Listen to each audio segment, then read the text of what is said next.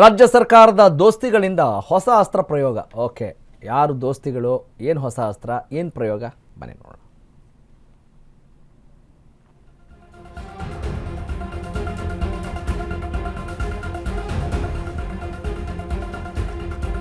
BJP JDS master plan. ಜಂಟಿ ಹೋರಾಟಕ್ಕೆ BJP JDS master plan ಮಾಡ್ತಾ ಇದ್ದಾರಂತೆ. ಏನದು ಮಾಸ್ಟರ್ ಪ್ಲಾನ್? ಅಡ್ಡ ಮತದಾನದ ಬಳಿಕ ಮೈತ್ರಿಕೂಟ ಎಚ್ಚೆತ್ತುಕೊಂಡಿದೆಯಂತೆ. ಕ್ರಾಸ್ ವೋಟಿಂಗ್ ಆಘಾತದಿಂದ ಎಲ್ಲರೂ ಈಗ ಬಹಳ ಅಲರ್ಟ್ ಆಗಿದ್ದಾರೆ. ಹಳೆ ತಪ್ಪುಗಳನ್ನು ತಿದ್ದಿಕೊಳ್ಳೋಕೆ ಹೈಕಮಾಂಡ್ ಮುಂದಾಯ್ತಾ? ಹಾಗಾದ್ರೆ ಮುಂದಾಗಿದ್ದಾರೆ ಅಂತ ಹೇಳಲಾಗ್ತಾ ಇದೆ. ಅದು ಎಷ್ಟರ ಮಟ್ಟಿಗೆ ಪರಿಣಾಮಕಾರಿ ಆಗುತ್ತೆ ಅನ್ನೋದು ಪ್ರಶ್ನೆ.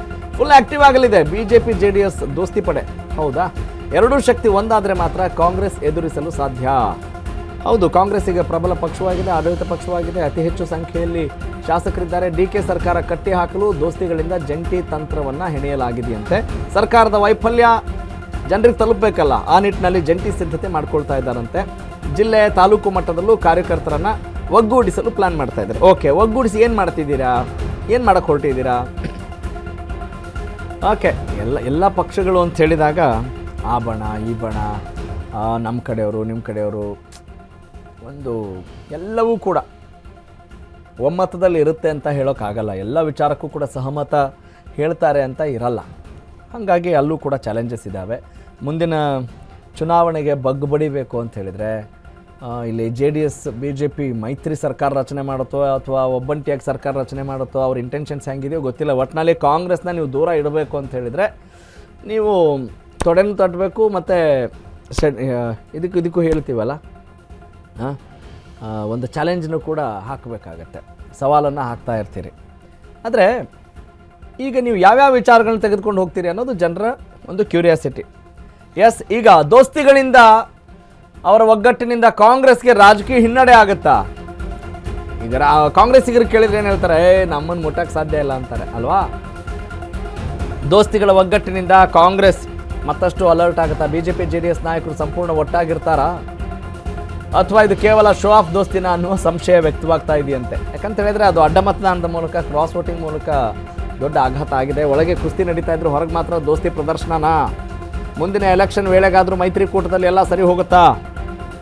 ಇವೆಲ್ಲ ಪೊಲಿಟಿಕಲ್ ಇಕ್ವೇಷನ್ಸ್, ಪೊಲಿಟಿಕಲ್ ಕ್ಯಾಲ್ಕುಲೇಷನ್ಸ್. ಆಂತರಿಕ ಗೊಂದಲ, ಭಿನ್ನಾಭಿಪ್ರಾಯ ಸರಿ ಹೋಗುತ್ತಾ ಅನ್ನುವ ಕುತೂಹಲ ಇದೆ. ಆಫ್ಟರ್ MLC ಎಲೆಕ್ಷನ್ಸ್, ಈಗ ವಿಧಾನ ಪರಿಷತ್ ಚುನಾವಣೆಯಲ್ಲಿ ಆದಂಥ ಅಡ್ಡ ಮತದಾನ ದೊಡ್ಡ ಮಟ್ಟದ ಹೊಡೆತ ಕೂಡ ಕೊಟ್ಟಿದೆ. ಭಾರತೀಯ ಜನತಾ ಪಕ್ಷಕ್ಕಾಗಿರ್ಬೋದು, ಜೆ ಡಿ ಎಸ್ಗಾಗಿರ್ಬೋದು, ಅವರು ಕೆಲವೊಂದು ಊಹೆ ಕೂಡ ಮಾಡಲಿಕ್ಕೆ ಸಾಧ್ಯ ಆಗಿರಲಿಲ್ಲ. ಕಾಂಗ್ರೆಸ್ಸು ಕೂಡ ಊಹೆ ಮಾಡಿರಲಿಲ್ಲ, ನಮ್ಮ ಮೇಲೆ ಇಷ್ಟೊಂದು ಪ್ರೀತಿ ತೋರಿಸ್ತಾರಾ ಎದುರಾಳಿ ನಾಯಕರು ಅಂಥೇಳಿ. Yes, that's apart. ಈಗ ಈ ವಿಚಾರಕ್ಕೆ ಸಂಬಂಧಪಟ್ಟ ಹಾಗೆ ಮತ್ತಷ್ಟು ಮಾಹಿತಿ ನೀಡ್ತಾರೆ ನನ್ನ ಕಲೀಗ್, ನಮ್ಮ ಪೊಲಿಟಿಕಲ್ ಕರೆಸ್ಪಾಂಡೆಂಟ್ ಓಂ ವಿವೇಕ್ ಆದಿತ್ಯ ಕರ್ಲೇಕರ್. ವಿವೇಕ್, ರಾಜಕಾರಣದಲ್ಲಿ ಇಂತಹ ಹಲವು ಸುದ್ದಿ ನಾನು ಬಿತ್ತರ ಮಾಡ್ತಾ ಇರ್ತೀವಿ. ಈಗ ಈ ದೋಸ್ತಿ ಅಂತ ಹೇಳ್ತಿದ್ದೀವಲ್ಲ, ನಿಜಕ್ಕೂ ಒಳಗಡೆ ಕುಸ್ತಿ ಇದ್ರೂ ಮೇಲ್ನೋಟಕ್ಕೆ ದೋಸ್ತಿನ, ಅಥವಾ ಒಗ್ಗಟ್ಟಾಗಿರೋದು ಅಂದರೆ ಏನು ಅರ್ಥ? ಯಾವ ವಿಚಾರವನ್ನು ತೆಗೆದುಕೊಂಡು ಇವರು ಕಾಂಗ್ರೆಸ್ಸಿಗೆ ಸೆಡ್ ಹೊಡೆಯೋಕ್ಕೆ ಹೊರಡ್ತಿದ್ದಾರೆ? ಯಾವ ನಿಟ್ಟಿನಲ್ಲಿ ಒಟ್ಟುಗೂಡ್ತಾ ಇದ್ದಾರೆ ಜಿಲ್ಲಾ ತಾಲೂಕು ಕಡೆಗಳಲ್ಲಿ? Yes, what is the matter? ಅಸಲಿಯತ್ತೇನು? ಎಸ್ ರಾಘವ್, ಈಗಾಗಲೇ ಏನು NDA ಮೈತ್ರಿ ಆದಾಗಿಂದ ಕೂಡ ಅಷ್ಟೇ ಆರಂಭದಲ್ಲಿ ಕೇವಲ ಸಂಸತ್ ಚುನಾವಣೆ ಏನ್ ನಡೀತು ಅಂದ್ರೆ ಪಾರ್ಲಿಮೆಂಟ್ ಚುನಾವಣೆ ಏನ್ ನಡೀತು, ಈ ಸಂದರ್ಭದಲ್ಲಿ ಮಾತ್ರ ಒಗ್ಗಟ್ಟಿನ ಪ್ರದರ್ಶನ ಕಂಡು ಬಂದಿತ್ತು. ಅದಾದ ಬಳಿಕ ಒಂದೆರಡು ಅಧಿವೇಶನದಲ್ಲಿ ಮಾತ್ರ ಒಗ್ಗಟ್ಟಿನ ಪ್ರದರ್ಶನ ಕಂಡು ಬಂದಿತ್ತು. ಅದಾದ ಬಳಿಕ ಒಂದಿಷ್ಟು ದಿನಗಳಿಂದ ಕೂಡ ನಾವು ನೋಡ್ತಾ ಹೋದ್ವಿ, ಸತತ ಒಂದು 6-8 ತಿಂಗಳಿಂದ ಕೂಡ ಅಷ್ಟೇ ಯಾವುದೇ ಹೋರಾಟ ಮಾಡಿದ್ರು ಕೂಡ ಅವರು ಪ್ರತ್ಯೇಕ ಹೋರಾಟ ಮಾಡೋರು, ಇವರು ಪ್ರತ್ಯೇಕ ಹೋರಾಟ ಮಾಡೋರು. ಈಗ ಬಿಡದಿ ಟೌನ್ಶಿಪ್ ವಿಚಾರದಲ್ಲೂ ಅಷ್ಟೇ ಒಟ್ಟಾಗಿ ಹೋಗಿ ಹೋರಾಟ ಮಾಡುವಂತದ್ದು ಸರ್ಕಾರಕ್ಕೆ ಒಂದ್ ರೀತಿಯಾಗಿ ಬಿಸಿ ತಟ್ಟಿಸುವಂತ ಕೆಲಸಕ್ಕೆ ಮುಂದಾಗ್ಬೋದಿತ್ತು ವಿಪಕ್ಷಗಳು. ಆದ್ರೆ ಸದ್ಯದ ಮಟ್ಟಿಗೆ ಆ ಕೆಲಸವನ್ನ ಮಾಡ್ಲಿಲ್ಲ, ಇಬ್ರು ಕೂಡ ಒಟ್ಟಾಗಿ ಮಾಡುವಂತ ಕೆಲಸ.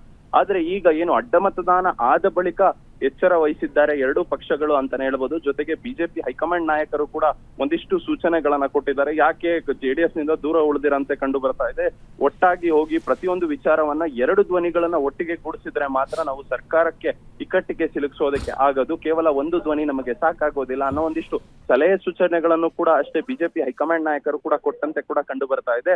ಈ ನಿಟ್ಟಿನಲ್ಲಿ ಈಗ ಮುಂದಿನ ದಿನಗಳಲ್ಲಿ ಈಗಾಗಲೇ ಏನೋ ಬಿಡದಿ ಹೋರಾಟ ಇರಬಹುದು, ಜೊತೆಗೆ ಈಗಾಗಲೇ SIR ವಿಚಾರವನ್ನ ಎದುರಿಸೋದಾಗಿರ್ಬೋದು.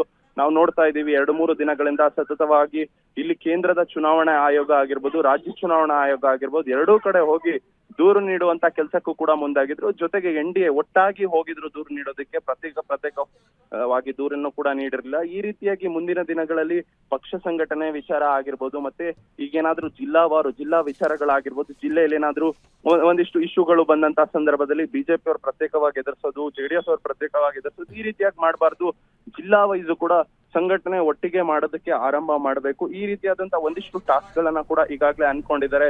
ಮತ್ತೆ ಮುಂಬರುವಂತ ಚುನಾವಣೆ ಇರ್ಬೋದು, ಸಾರ್ವತ್ರಿಕ ಚುನಾವಣೆ ಜೊತೆಗೆ GBA ಚುನಾವಣೆಗೆ ಬೆಂಗಳೂರು ಸುತ್ತಮುತ್ತ ಇರ್ತಕ್ಕಂಥ ಎಲ್ಲಾ ಪ್ರದೇಶಗಳಲ್ಲಿ ಏನಿದೆ ಅಲ್ಲೆಲ್ಲವೂ ಕೂಡ ಒಂದಿಷ್ಟು ಸ್ಟ್ರಾಟಜಿಗಳನ್ನ ಮಾಡ್ತಕ್ಕಂಥದ್ದು, ಜೊತೆಗೆ GBA ಚುನಾವಣೆ ಎದುರಿಸೋದಕ್ಕೆ ಯಾವ ರೀತಿಯಾಗಿ ಮುಂದಾಗ್ಬೇಕು, ಸರ್ಕಾರಿನ ವೈಫಲ್ಯಗಳು ಏನಿದೆ ಅಂದ್ರೆ ಅವ್ರು ಯಾವ್ದ್ರಲ್ಲಿ ಫೇಲ್ ಆಗಿದ್ದಾರೆ, ಅವರ ಲ್ಯಾಪ್ಸಸ್ ಏನಿದೆ, ಇದನ್ನೆಲ್ಲದನ್ನು ಕೂಡ ಜನರಿಗೆ ಮುಟ್ಟಿಸುವಂತ ಕೆಲಸಕ್ಕೆ ಮುಂದಾಗಿ ಅನ್ನೋ ಒಂದಿಷ್ಟು ಸೂಚನೆಗಳನ್ನ ಕೊಟ್ಟಿದ್ದಾರೆ. ಆ ನಿಟ್ಟಿನಲ್ಲಿ GBA ವಿಚಾರವಾಗಿ ಪ್ರಮುಖವಾಗಿ ಈಗಾಗಲೇ ರಸ್ತೆ ವಿಚಾರ ಆಗಿರ್ಬೋದು, ಜೊತೆಗೆ ಒಳಚರಂಡಿ ವಿಚಾರ ಆಗಿರ್ಬೋದು, ಈ ರೀತಿಯಾಗಿ ಒಂದಿಷ್ಟು ಗೊಂದಲಗಳು ಬೆಂಗಳೂರಿನಲ್ಲಿದೆ. ಇದು ಜನಕ್ಕೆ ಮುಟ್ಟಿಸುವಂತ ಕೆಲಸಕ್ಕೆ ಈಗಾಗಲೇ NDA ನಾಯಕರು ಮುಂದಾಗಿದ್ದಾರೆ ಅಂತಾನೆ ಹೇಳ್ಬೋದು. ಎಸ್, ಅವ್ರು ಮುಂದಾಗಿದ್ದಾರೆ, ನಾವು ಕಾದ್ ನೋಡೋಣ. ಥ್ಯಾಂಕ್ ಯು ವಿವೇಕ್, ಧನ್ಯವಾದ ತಮ್ಮೆಲ್ಲ ಮಾಹಿತಿಗೆ.